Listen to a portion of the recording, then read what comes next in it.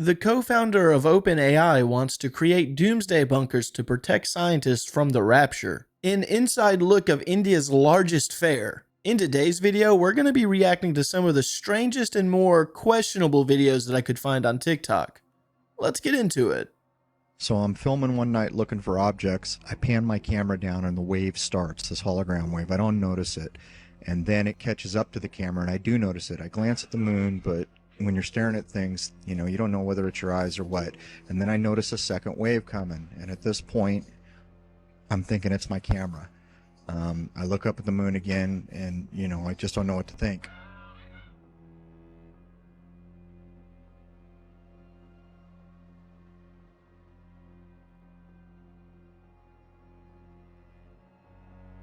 Let me know what you guys think it is in the comments. There's a lot of people here in the comments of this video saying that it's a hologram that's just refreshing itself. There's also people that are saying that it's a water ripple effect because the moon is within the firmament. But it could also possibly just be a heat wave. Let me know what you guys think in the comments.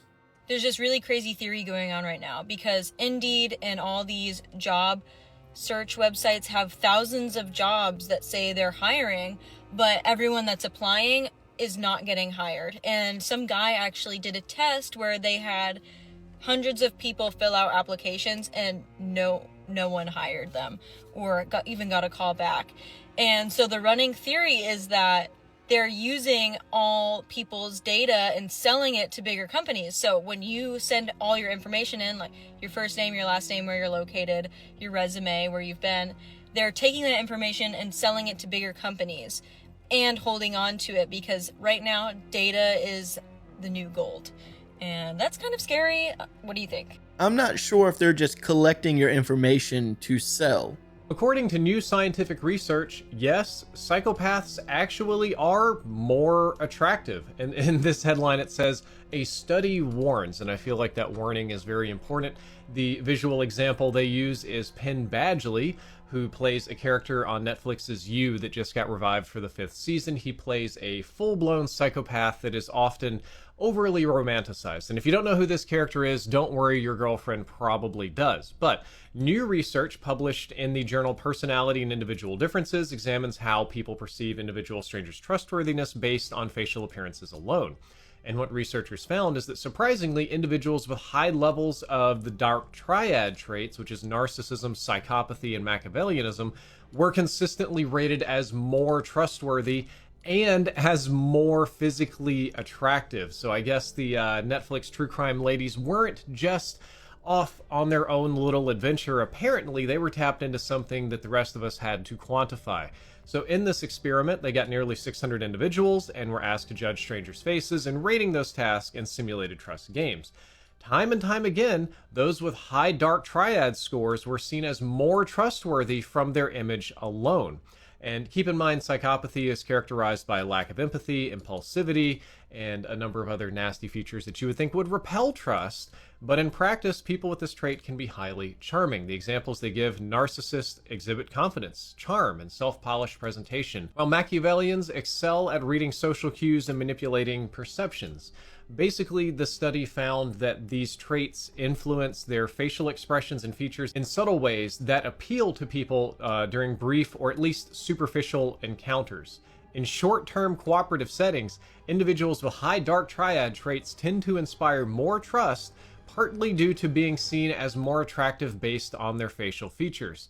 And they also go on to talk about the halo effect, where we have a tendency to trust people that are very attractive or to apply a lot of positive attributes to them when they're not really warranted. And interestingly, the study would go on to say that even after some of the negative traits came out, participants had a hard time changing their opinion because that anchoring effect, that halo effect, that attractiveness was just so effective. So yeah, I guess psychopaths are more sexy. I could see it going both ways in a way. Yes, you probably have really attractive looking people that become psychopaths because of the attractiveness. But there's probably just some psychopaths out there that aren't attractive, that don't really have no charisma. They're just psychotic. My daughter's sleeping with me in my bed tonight.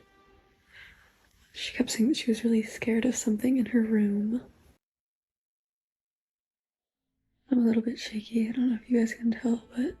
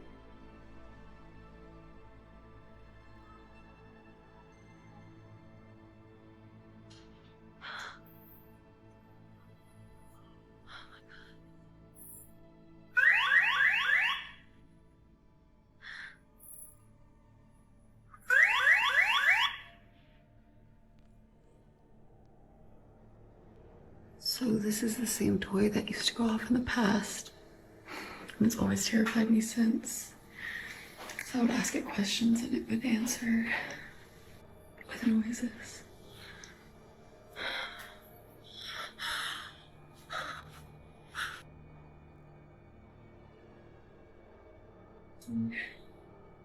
With noises.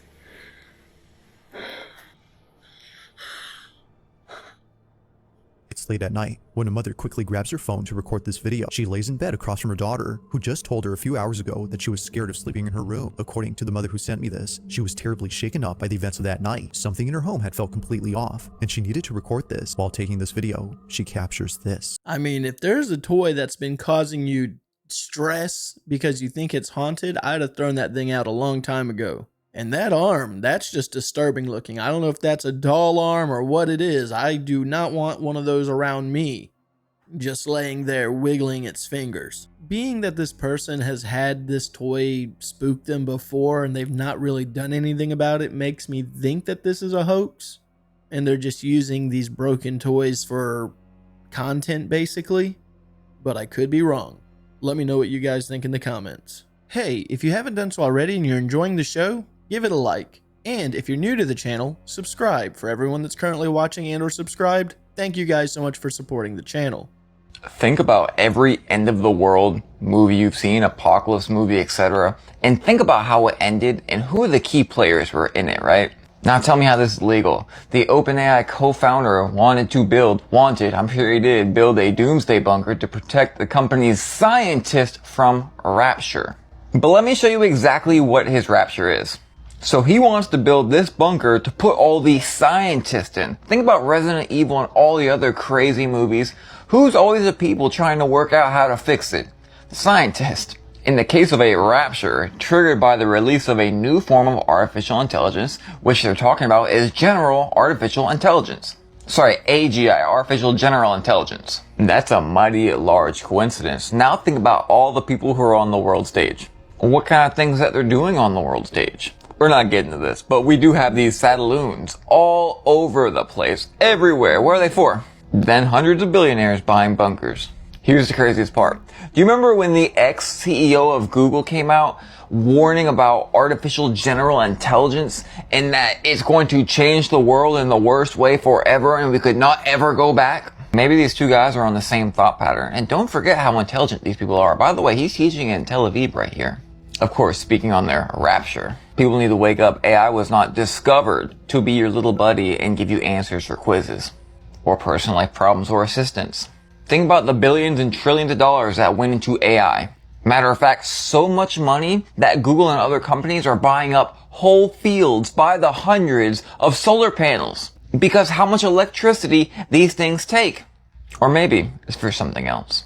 Let me know what you think below. That's actually pretty interesting. The way I actually see it is, what if they're building this doomsday bunker for all of these super scientists to work on this AI project, and that the AI itself cannot escape this bunker? It's probably blocked off from all forms of cellular devices, Wi-Fi, different signals, radio waves. They probably have their own computering home system inside this Doomsday Bunker so that they do not need internet from an outside source. I would say that that would probably be what they would be building this bunker for, just to keep whatever they make contained within it that can escape digitally or physically. It's a pretty interesting theory. I'm not saying that that's what it is, but let me know what you guys think in the comments. People have just found out about the craziest part of the body they did not know existed.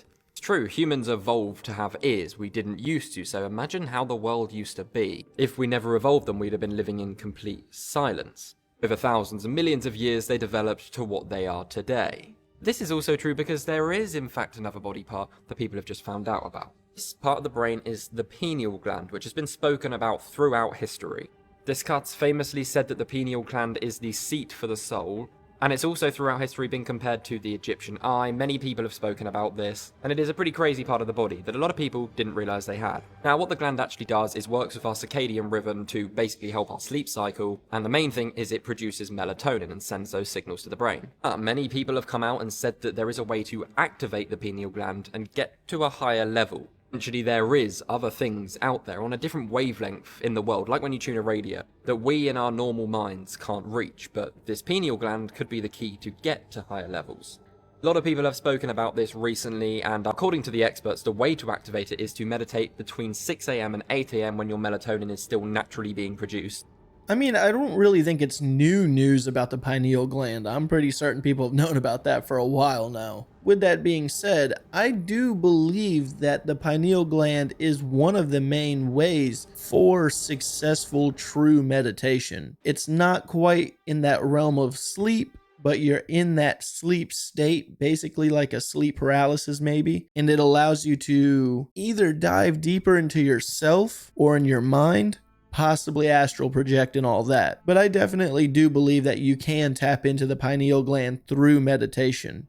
Let me know what you guys think. The real-life Fox River 8 is now down to 7, and the reward for their arrest has just been increased. The FBI is now offering $10,000 per inmate, the ATF another $5K, and even the freaking governor himself is now chipping in another $5K per head. That's a massive $20K each, just for snitching. And on day 4, there's still 7 of them on the loose. Police say that one guy got caught hiding under a car at a hotel garage, and the FBI said that another one was tracked down thanks to tips from the public. So yeah, streets are watching. But honestly, I hope they do, because some of these TikTok edits of their escape go hard. 8 most wanted men in America. However, no matter how hard they go, it's important to remember that multiple of these inmates are facing charges of first-degree murder. As we know more, I'll keep you guys updated. Man, things are getting crazy out there. Okay, guys, so we found this weird-looking little spider thingy in the garage, and... Right? Nothing. When you type... Over here, look. Every time I touch my phone, it freaking Tap it crazy. moves. Tap it crazy. Look, look, look. But yet, I'm tapping the table and nothing. And I go here on my phone and I touch the camera. It's like if it feels what I'm touching on stop. the camera. Okay, go. That is pretty crazy. I wish that they would have shown the bug along with it being on the phone, because they only showed what it looked like on the phone, not while the phone was aimed at the bug. I'm sure it's got something to do with the infrared sensors that are beaming out at it. Maybe the bugs can see that, but nonetheless, kind of feel bad for it. But then again, it looks kind of like a spider, so... I need your help, because this is the creepiest alien-looking flower I've ever seen in my life. The video is actually coming out of South America, and a couple on a hike come across this invasive plant or flower, but it's like pulsating. It looks like something from out of this world. So anybody who knows plants, flowers, please let the rest of us know. Is this real? Is this a real species, or is this some sort of hoax? Take a look at this, comment below, and tell me what you think.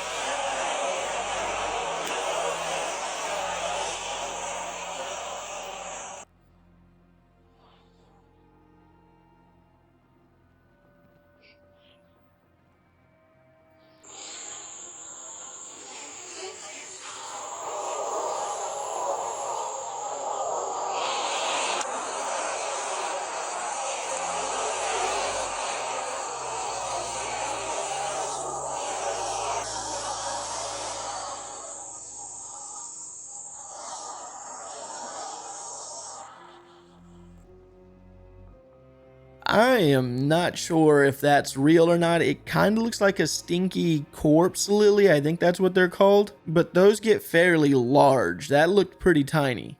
It could have been some kind of plant that just had a whole bunch of like insects in it maybe. It's really hard to see. So I was mowing the yard yesterday and seen this little square patch of grass. It's never been here before. It's dead. When I drove over it, it kind of sank. And I came over here with the shovel and tapped on it. Let me get a little closer. It's some kind of door. I've been here 22 years and this has never been here before. So I really don't know what to think about it. But about 1944 there was a old cabin here that burnt down, and it may be some kind of well or a storm cellar or something. I may dig it up if enough people show any kind of interest in it and want to know what it is. I particularly don't know if I want to, because this house on the internet is being haunted.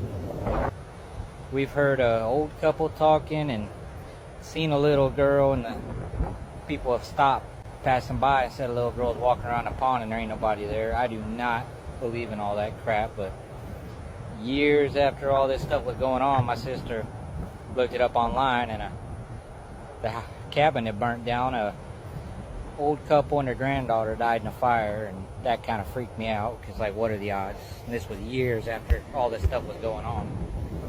So kind of superstitious about opening this thing, but if y'all want to know what it is, I will open it up. So let me know and have a good day.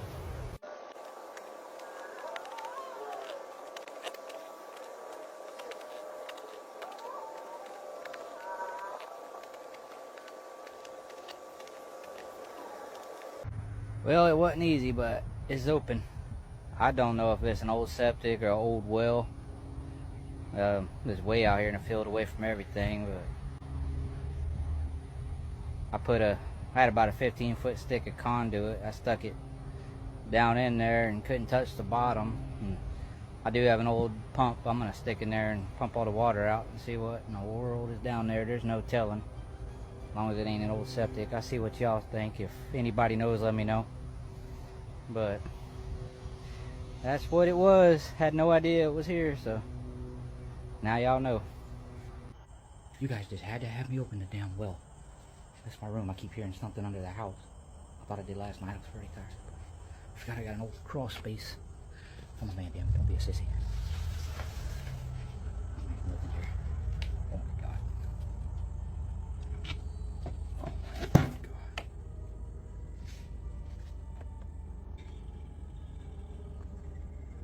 What the fuck? Nope, I'm fucking out of here. That's your fault, TikTok. Hell no. That's bullshit. You don't believe in that. You know the history of this house. No. Nope. I'm gonna go to the fucking gas station parking lot. I don't even want to go back in there. It freaked me the fuck out. Yeah. I'm not going back over there. Oh, this is the creepiest freaking sound I've ever heard in my freaking life. What the fuck? Nope, I'm fucking out of here.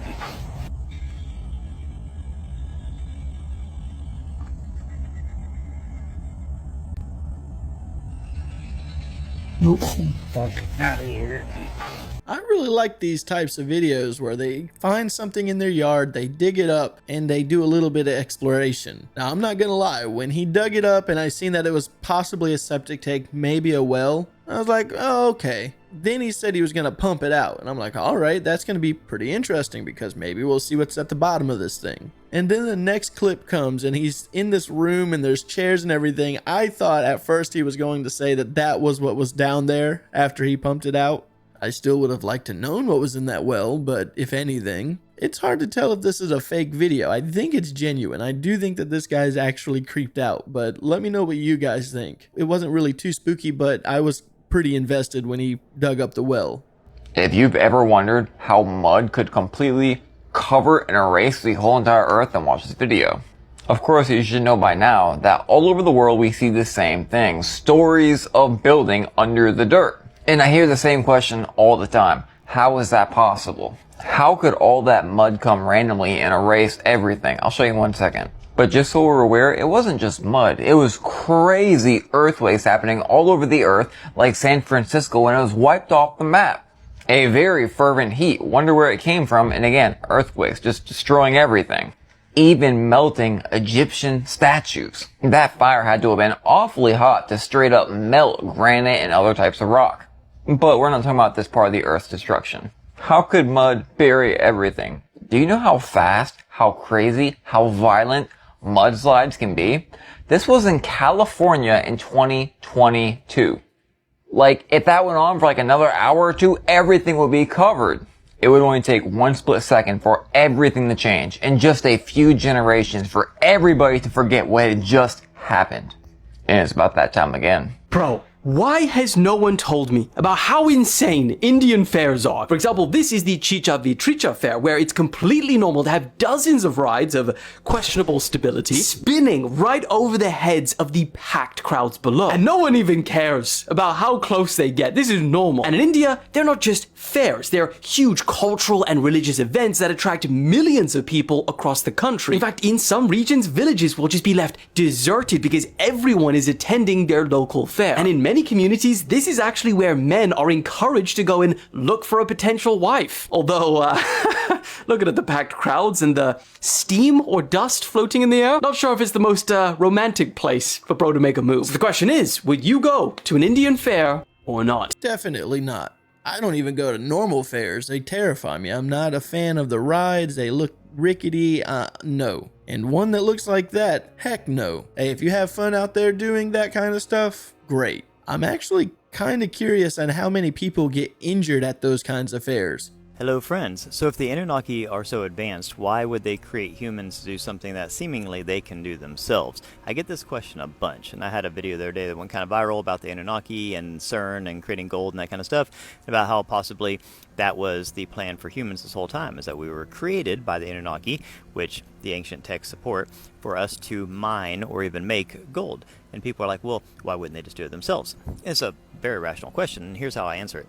Well, we're currently making AI and robots and all these things to do things that humans can do. Like, there's basically nothing that AI can do, and especially nothing that robots can do, that we can't do ourselves. So why are we doing this, right? Like, what's the point? Well, there's a few things going on here. It's sort of in our nature. It's in our nature to create things in our likeness. Where have you heard that before? Create things in your image, in your likeness. It's in our nature to do that. We have children, and a lot of the things that we make just artistically are in our own likeness and image. We like to make things, and obviously we're going to use ourselves as kind of a template for that. And we like to make things because A, we can, it's kind of embedded in our nature to create. We're creators, that we're created by a creator in the likeness of the creator to be creators, so it's what we do. But then also, we like to create things that will do things that we don't like to do. Okay, so like one of the main things that robots and AI are doing are the trivial menial tasks. Like, we're making robots to do things like work in warehouses and do almost sort of like slave labor type things, the things that we don't want to do, things that we think we're above, that hard stuff. That's what we want the robots to do. Well, if you think about what humans do, like, humans were created in a very specific way, and it's beyond evident that we were engineered. I think we were evolving, like the base element of humans was evolving, then at a certain point we were engineered by something else. And it seems like we were engineered by something else to become more efficient at working. We're very good at working. Think about everybody. They wake up in the morning, they get in their cars, and they go to work. Every single person goes to work. And I know people say, oh, it's because we need money. I know a lot of people that have a lot of money, and they still go to work every day. We're bred to work. We're programmed to work. It's in our DNA. So we were created. Humans were created. Not our soul, not our spirit, that's separate, but the human being was created and engineered to be a worker bee. We have little bitty fingers, opposable thumbs. We're very good at making tools and making technology and machines. And everything that we make replicates nature for the most part. And we're just really efficient workers. Okay? So if you're a higher being, higher intelligence, and you needed some new technology made, some new tools made, weapons made, anything like that, that takes like many, many years. We're talking hundreds to thousands, maybe tens of thousands of years of constant work and iterations and, diligent, attention and focus to create something like a CERN, right? That didn't just happen overnight. This has been happening in development for thousands of years. We've been leading, all of our technological developments have been leading to this amazing breakthrough. So this is something that took a lot of time and effort and energy from, you're talking about millions of people over thousands of years. Well, why would, if you were a higher being, higher intelligence, why would you want to do that? Even if you could, even if you had the ability to do that, why would you do that? You wouldn't do that. You would create something to do that, which the ancient Sumerian text says that's what humans were created to do. And as we look at how we're creating robots and why we're creating robots, it makes you really think, were we created to accomplish a specific purpose and task for somebody else, the same way we're creating robots to accomplish specific, tasks, in this next generation. That's what it seems like. And it's almost like the Russian dolls. They just keep going. It's like, okay, maybe the people that created humans, somebody or something created them for a specific task, and it just keeps going and going. So we're somewhere in the middle. We're creators that were made in the likeness of a creator that is made to be a creator, and now we're creating something else. And then likely the thing we create, these AI robots, will likely one day create something new. They'll become the creator to something else. Just like the people that created us were created by something else. So that's my answer. It's a little convoluted and deep, but when people say if the Anunnaki are so advanced, why would they not just do this stuff themselves? Well, that's just not the way it works. Why would you do that when you can create something else to do it for you? That's what seems like's happening. Let me know what you guys think. Have a beautiful day. Peace. Very interesting take. I do not necessarily agree with everything that he said, and I have my own theories in if it was a real thing. Like, for one, sure, if the Anunnaki are so powerful, why don't they just do it themselves? And his response is, well, why would they when they can create a being that'll do it for them? Fair, I guess, but why create a being that's not nearly as efficient as it could be, does not live for very long? You're telling me you're so advanced that you just didn't make machines yourself. You didn't make robots. Instead, you made bio machines. That part just doesn't add up to me. And then to say, well, we're doing it ourselves by making machines. No, we're making machines. The Anunnaki did not do that. The Anunnaki made flesh. Why aren't we doing that? Maybe that type of technology for the Anunnaki just doesn't exist, where they can just create a super robot that can work highly efficiently.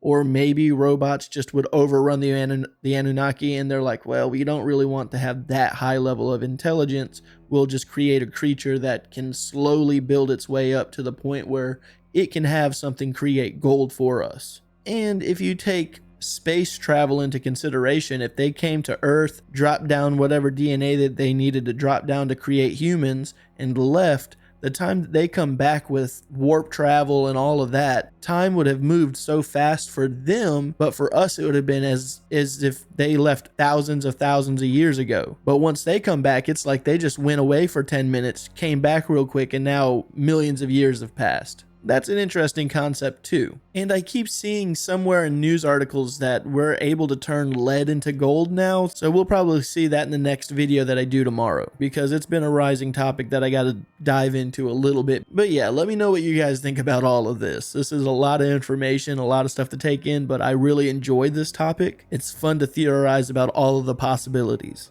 Alright guys, I'm gonna go ahead and end today's video. As always, I want to thank you guys for watching these clips with me. And with that being said, have a good day.